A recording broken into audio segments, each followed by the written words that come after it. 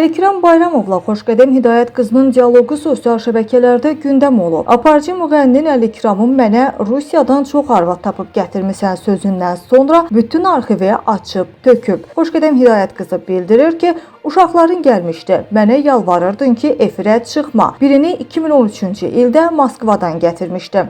Əlikram yalvardı ki, Xoşqədəm, nə olar, evimizdə söz-söhbət düşəcək. Əməkdaşlarımızdan xahiş eləyirəm. Səni axtarıramın 15 illiyində Moskvadakı Yuliyanı gətirin sözlərinə isə Əlikram belə deyib: Heç nədən qorxmuram. Kişi qorxaq olmaz. Xoşqədəm tapmamış uşaqları gətirib, çünki o dərinə gedəcək. Efirdə qonaq olan Əlikram Bayramovun oğlu isə onların söhbətinə reaksiyası belə olub: Mən narahat deyiləm. Hər şeyi adıma keçirmişəm. Atamın adına bircə maşın qalıb. Maşını neyniyim? Şükür Allaha, maşınım da var deyə açıqlamasında bildirib.